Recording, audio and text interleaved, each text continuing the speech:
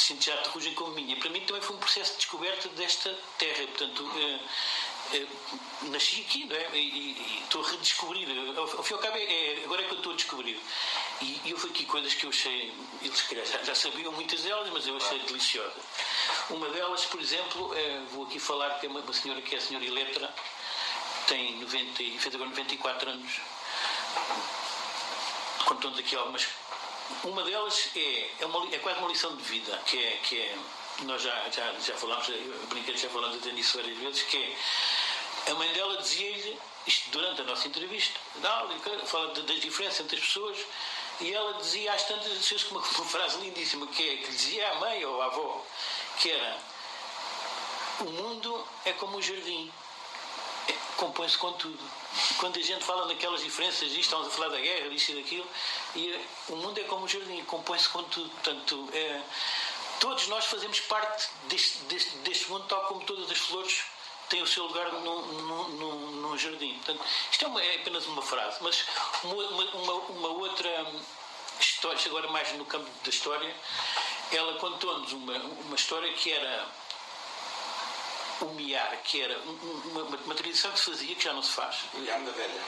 Exatamente, que era no tempo de Quaresma, portanto, é ali aqueles 40 dias, não é? Entre o fim do Carnaval, entre o término do Carnaval e a Páscoa, ali a meio, nesses 20 dias, havia uma noite que era o miar. É quase como hoje em dia temos o Halloween, a Noite dos Mortos, o Dia dos Mortos. Eu vou interromper só para Interrompe. Pode haver má interpretação. Miar com E, de meio. Não miar de gato. Quase podia ser. Era o miar. Mas é miar com E. E então, uma coisa que eu nunca tinha ouvido falar, mas pronto, já está. Está no espírito. Claro, pode ser considerado serrar a velha. Serrar a velha. Que era outro. Era outra designação para isso. Era feito nomear esse serrar a velha. Então, uma das coisas que ela contou, vou aqui contar a história, estamos em 1920. E o pai dela a gente chamava-lhe o carinhosamente. E ela até disse porque é que chamava, porque o pai, até foi a mãe dele que lhe pôs esse nome, porque a mãe, aqui já estamos quase a falar no início do século, a mãe dizia-lhe assim: então o que é que nós para o almoço? Ele dizia: massa verde, vamos fazer massa verde. Ficou a sorda, e pela própria mãe. Portanto, é um termo carinhoso. E então esta senhora contou-nos que o pai, esse senhor sordo, no tempo, isto em 1920 e pouco, faziam esse miar portanto, o serrar velho. Então, nessa noite escolhiam, elegiam uma das pessoas que fossem menos queridas na aldeia, sei lá, uma velhota qualquer, que lá deve ter feito uma coisa qualquer lá a meio, e este ano fica aquela para o miar da velha. Então, e se calhar essa velha era várias vezes eleita pelo juiz, essa senhora. E então o que é que fazia? Chegavam lá e tal, iam lá todos para a porta da mulher: ei, velha, não sei o quê, este ano vai ser cerrado e para o outro mundo vai ser entrado. Agora não me estou a lembrar do termo. Havia ali uma lenga-lenga que era quase isso, não é? E eles querem encarregar-se dela, encarregar-se de deitar abaixo. Mas amanhã, isto é já um teaser para amanhã, quem já vai ouvir essa história. Portanto, e então a velhota, coitada, zangava-se, não é? E um dia encheu um balde com fezes e urina e as coisas todas, e abriu lá a janela. Eles estavam todos: ei, vai ser encerrado. E pumba, abriu lá aquilo, sujou-os todos. Ei, porra! Então, no próximo ano, quem é que havia de ser eleito? A mesma senhora. Pobre coitada. Pobre coitada, ficou logo, aliás, deve ter ficado logo eleita nessa noite. Então o que é que fizeram? Levaram uma porta. Isto estamos a falar de uma história na Terrugem, não é? Porque estamos aqui a falar da aldeia da Terrugem. Outras terras terão outras histórias. Outras tradições, outras histórias para contar, claro. E esta desaparecia que era um instante, não é? Se não, tal como muitas desapareceram. E então outro dia, ou para o outro ano, levaram uma porta. A coitada da velhota, começaram a lá outra vez com a lenga-lenga: velha, vai ser sarrada e para o outro mundo, vai ser por lá, mas ela abriu a janela, que a mesma coisa. com a mesma história, com o balde, só que eles levaram uma porta. Oh, rapaz, levantaram a porta quando a velhota mandou o que lá tinha, recuou, Voltou para trás. ficou ela. É uma história, tem algo também tem muito a ver com o tempo, não é? Estamos no início do século XX, anos 20, não é? Essas brincadeiras prolongaram-se no tempo. Hoje em dia já ainda me lembro de algumas. quase fazer isso. Claro, hoje se fizéssemos uma coisa dessas, não é? Exatamente. Era complicado. Mas isso também mostra a diferença, a evolução das mentalidades. Só para acabar sem querer tomar aqui a vossa palavra, só mesmo agora, e depois não. Era uma outra história que essa senhora nos contou, a senhora Helena, também foi muito interessante, que foi quando foi o fim da Segunda Guerra Mundial. Isto aqui ficámos nós todos de boca aberta, não é? Eu nunca tinha ouvido. Andámos todos aqui, andaram na aldeia de Ferrugem, as crianças, isso, com bandeiras de Inglaterra a comemorar pelas ruas o fim da Segunda Guerra Mundial. Com bandeiras de Inglaterra. Portanto, quem ganhou. Possivelmente passou-se nas outras terras, né? Como se passou na Terrugem. E eu ainda nunca tinha ouvido falar nessa história. Nós ficámos completamente estupefactos. Como é que aqui numa zona rural, como é que aparece. Portanto, são coisas que nós. É tal história que parece que está muito longe, mas que depois de repente nós também a temos. E há que preservá-la e há que dizer, nós também fizemos isto, nós também temos esta dignidade de ter um lugar na história, não é? Estamos a falar de coisas de há 100 anos. Sim, o fim da Segunda Guerra.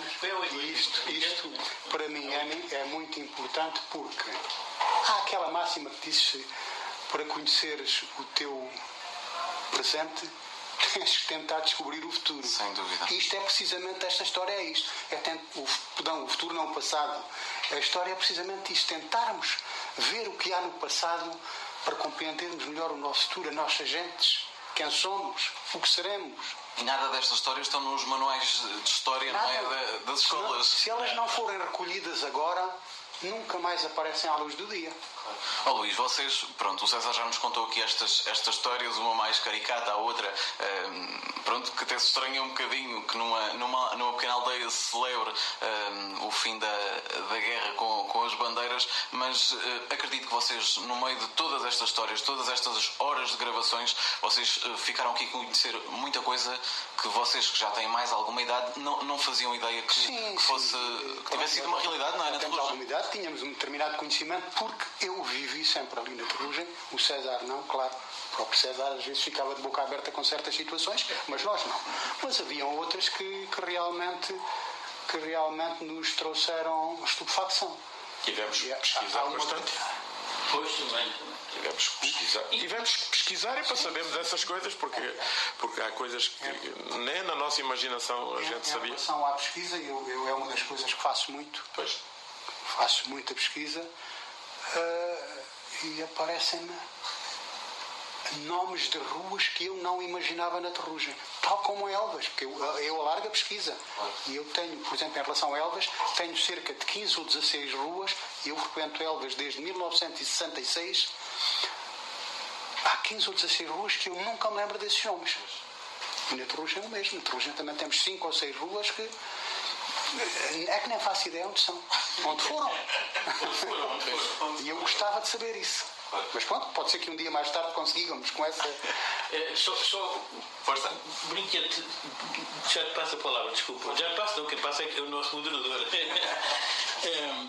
Aqui o Luís, por exemplo, eu vou fazer uma pequena confidência. Amanhã será outra, mas o Luís, por exemplo, descobriu-nos um beco lá que ninguém sabe como é que se chamava antes. E agora nem sequer tem nome, não é?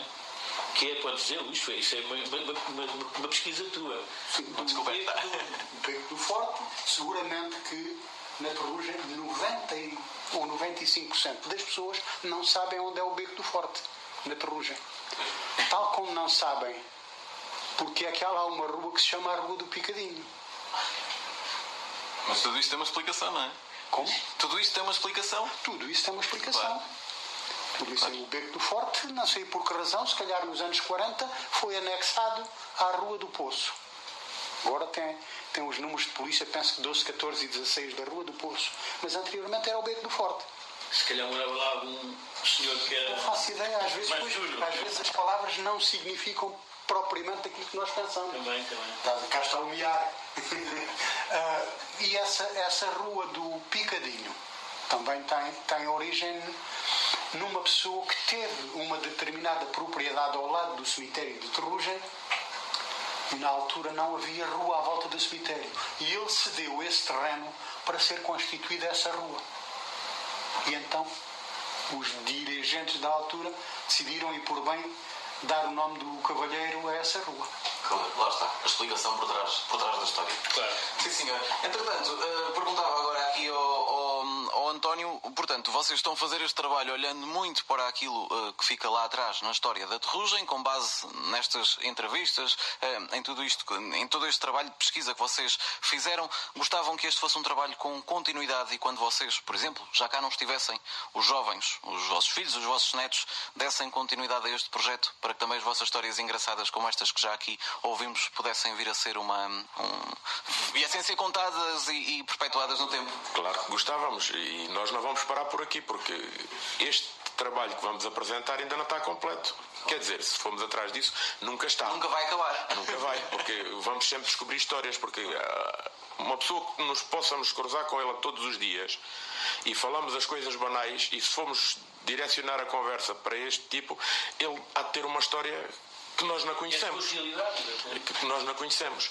E nós gostávamos de passar este testemunho a alguém que se interessasse. Para quê? Para continuar a pesquisa não só sobre o passado, como contar o que está a passar agora, para um dia mais tarde as pessoas saberem, como é o caso das ruas que nós filmamos. Nós filmamos as ruas como são atualmente. Como o César disse, ali era a loja do fulano, ali era a barbearia, que nós ainda lembramos de algumas, mas há algumas que não, já foi antes da nossa existência.